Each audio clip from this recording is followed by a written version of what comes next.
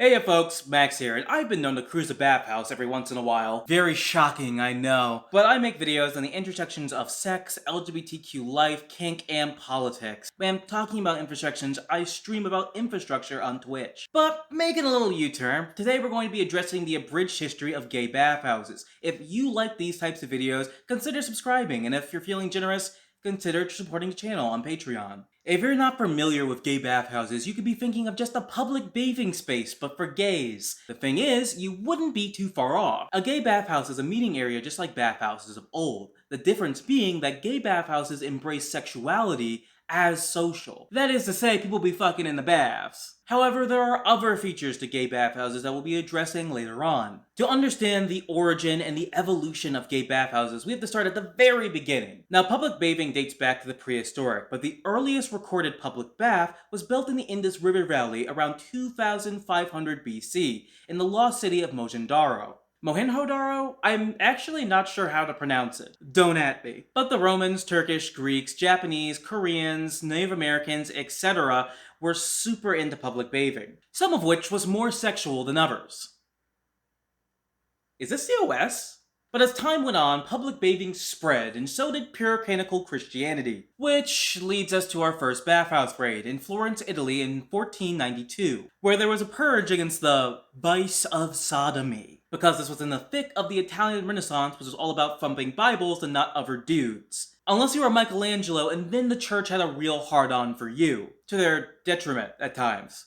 But personally, I love God's thick ass. But this would lead to bathhouses, bars, and other places that encouraged homosexual activity to be raided, and this is sadly going to be a recurring theme. Even in that very same year in Granada, Isabella, whose most notable achievement is being in Sid Meier's Civilization, was not too happy about the amount of dick the men at the baths were getting. But that brings us forward a couple of centuries. There isn't a whole lot of info between the 1500s and the 1800s when it comes to bathhouses. But I imagine with the rise in puritanical Christianity, as well as crackdown after crackdown on sodomy, like the Buggery Act of 1533 in England, that most records of gay spaces were probably destroyed, if not shrouded in a language of secrecy so unimpenetrable. Well, I guess the entire point was to be penetrable, that we wouldn't even recognize that certain writings were alluding to homosexuality at the time. But this brings us to the late 1800s, before the inception of the YMCA. Gay folks hooked up in ways that we are still familiar with today. Parks, car parks, bathrooms, etc. We will call these places favorite spots. Knowledge of these places spread carefully through word of mouth, zines, and code. It wouldn't be until later that Polari, Hanky Code, and other gay icons, not like that, would catch on, but every country had their own code. And why? Well, back then, gay people didn't just have public sex for Twitter. It was because in most countries, we were sexual outlaws, and no matter how we were caught having sex, we would be arrested. Therefore, bringing men back to your place was a definite no. And favorite spots gave cover and anonymity, but ultimately they were dangerous places because you could get blackmailed, beaten, or even murdered. So what were we to do? After the YMCA came to the US in 1851, they gave us slightly more safety, but they ultimately carried the same exact problems that all other favorite spots had. But the Y certainly gave us queer something to think about. Is it just me, or is it getting steamy in here? That brings us to the oldest known gay bathhouse, the Everard, well, they called it the Everard, named after the founder, Bathhouse. But don't you worry, Hanny, the gays definitely called it Everhard, which seems to be a problem because if you're hard for more than 4 hours. But jokes aside, the Everard is the oldest known gay bathhouse in the US, founded in New York City in 1888, in a former church for all you queer ex-Catholics out there. Or current Catholics, fuck it, I know y'all are kinky. Now the purpose of these baths are highly disputed. Some believe that it is a bona fide gay bathhouse, and others believe that it was just a favorite spot that became more over time. But maybe that was just a cover to protect the owners from arrest. Who knows? The answer has been lost to time. But whatever the truth is, perhaps that's what saved them from being America's first bathhouse raid. Further uptown on Broadway and 55th, there was a bathhouse named the Ariston Baths. estimated to be found in 1897. It was not too different from the Everard baths in clientele, amenities, etc., etc. But around 1:30 a.m., February 21st, in 1903, the artisan baths racked up one major difference. Which I guess I already spoiled, but if you were too busy looking at bathhouses in your area, the major difference is a big old bathhouse raid. The NYPD declared its unofficial war on gay spaces by raiding the Artisan, resulting in 34 arrests, 16 charges of sodomy, as it would not become legal in New York until 1981, and 12 trials. And based off of one of those trials, a beat cop testified saying this.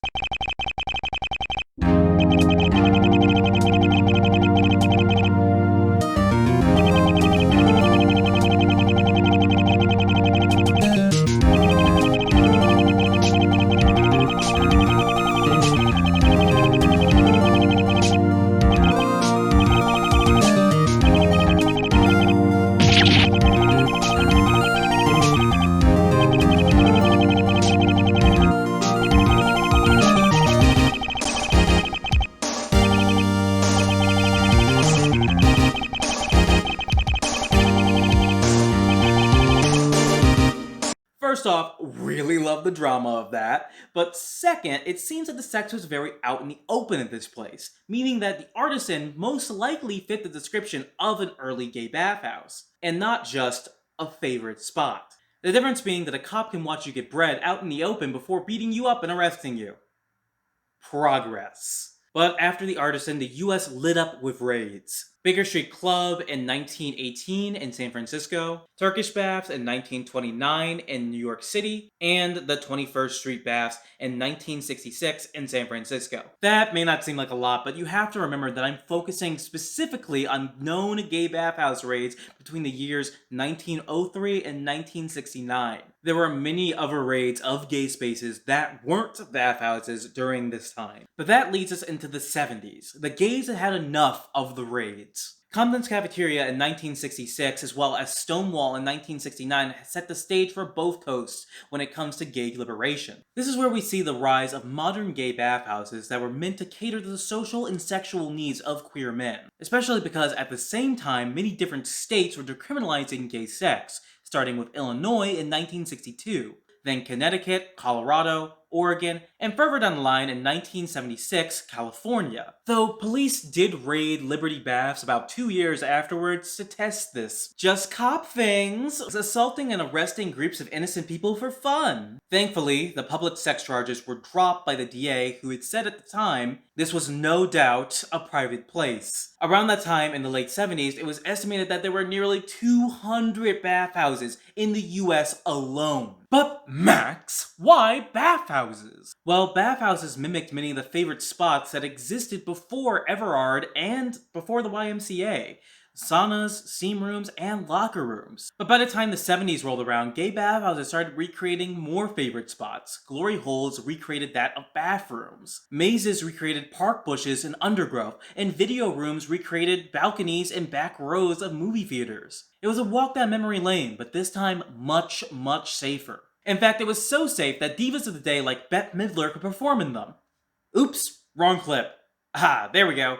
Imagine getting tested while watching a Bette Midler performance and then knowing that you're gonna get your back blown out after. The 70s were truly the golden age of bathhouses. And then the 80s reared its ugly head. We start the decade off strong with the biggest police raid in history, known as Operation Soap, that took place in Toronto, Ontario, Canada. To many Canadians, this is their Stonewall. Toronto police cased 4 of the 6 bathhouses in the area. The Club Baths, Romans 2 Health and Recreational Spa, Richmond Street Health Emporium, and the Barracks. On February 5th, 1981, they were all part of a citywide raid where 286 to 304 men were arrested on prostitution, indecency, and other charges. This led to rightful outrage in the Toronto community, and they staged a protest, which is now regarded as the first Pride March in Toronto. But unfortunately, bathhouse raids will be the least of our worries in the coming years. Scientists at the National Centers for Disease Control in Atlanta today released the results of a study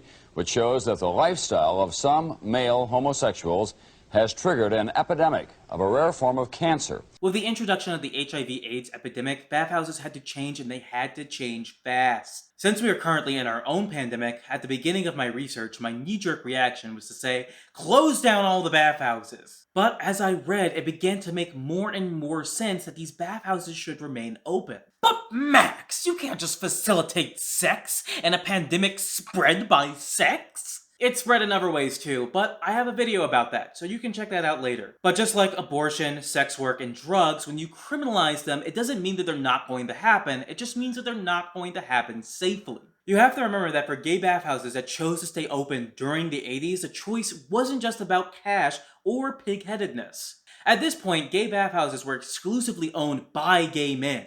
So they were not just watching their patrons die, they were watching friends, peers, and lovers die too. And they wanted to play a role in stopping it. Bathhouses at the time hosted jerk-off nights, as that was one of the ways that you could reduce your risk of getting HIV. They put up safe sex posters, offered a plethora of free condoms, and doubled down at testers being at their facilities. And early HIV tests weren't perfect. They would only be able to test for antibodies, which wouldn't be available in the system until months after contracting the virus. But it was something. Hell, Maine's Country in Chicago literally became a bistro. Then later the Chicago Eagle, and sadly now, expensive condos.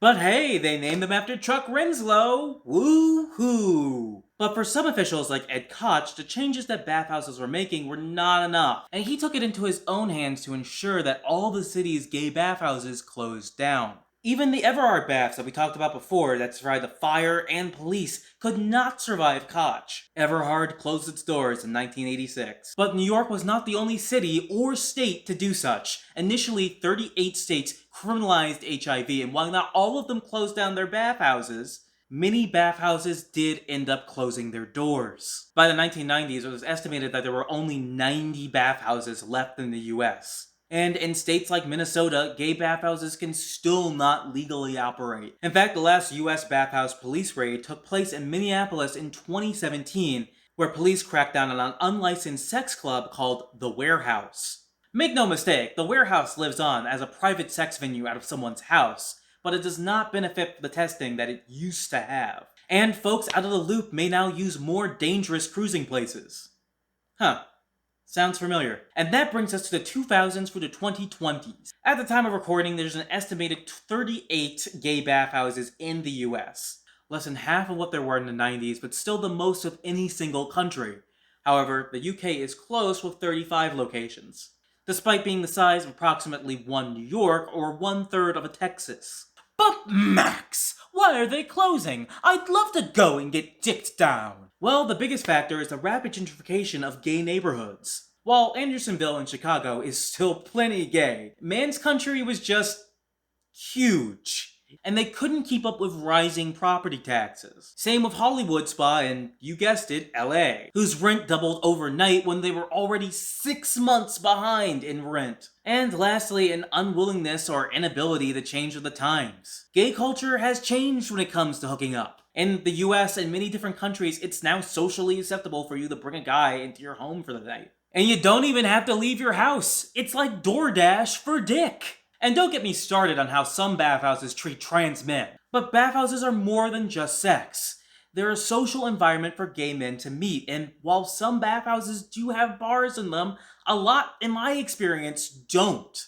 So they're also an important sober safe space. And just a safe space in general. While I have used my fair share of dick dash, I will admit that it's not the safest thing to give a stranger or strangers your address and tell them that you're face down and butt up. Additionally, they offer sexual health services like safe sex education, access to PrEP and PEP, and testing. So that was a lot of history, but the main takeaways are the following. The crackdown on gay spaces is ongoing, and another show of how puritanical Christianity forces its ideals on the general public. Tell me what's moral about ejecting gay men, women, and other LGBTQ+ folk from spaces that we seek refuge? Or what is moral about humiliating and terrifying us in spaces that are predominantly made for us? Talking about humiliating and terrifying, the cops don't care and never have cared about queer people. Cops should not be at Pride, and you should not be flying a Blue Lives Matter flag in 2021 at market days. And y'all wonder why black gays don't feel safe on Housestead. Lastly, support your local bathhouse. I'll include a directory of all of them in the description down below. Queer history is important, but so are queer futures, and in the present, we have the ability to affect those futures. Also, I know I didn't mention lesbian cruising spaces in this video, but I feel like they deserve their own video. Remember to like, subscribe, and ring bell. As always, my links are down in the description below. I hope you have a great rest of your day or whenever you're watching this. Okay, bye!